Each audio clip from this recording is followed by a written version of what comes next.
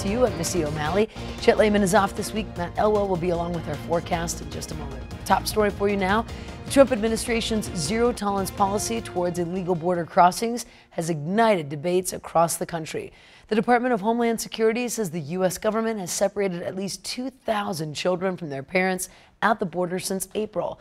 Democratic lawmakers are voicing their anger over the family separations and demanding the Trump administration change its policy. Melissa Rainey has our latest.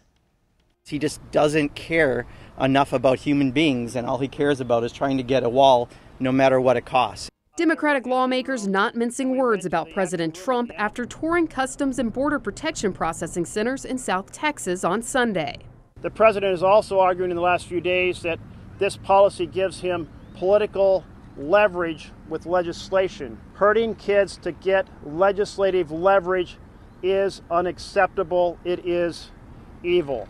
Customs and Border Protection released these photos Sunday of the detention facility in McAllen, Texas. The media was able to tour the facility but barred from shooting any pictures or video due to what customs officials cited as privacy concerns. Congress members who saw inside compared it to a prison.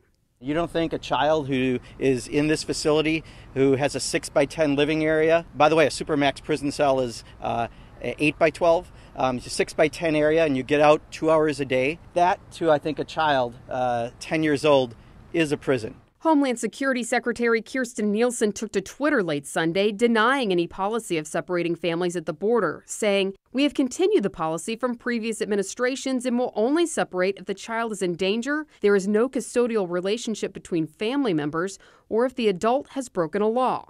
The White House says the goal of the border policy is to deter illegal border crossings. One of those alleged crossings turning deadly Sunday. Authorities in Texas say a vehicle packed with undocumented immigrants flipped near the Mexico border after being chased by the Border Patrol, ejecting 12 people and killing at least 5. I'm Melissa Rainey, reporting. Now, House Minority Leader Nancy Pelosi will visit the U.S.-Mexico border in California on Monday to see the impact of the administration's efforts to crack down on illegal immigration there.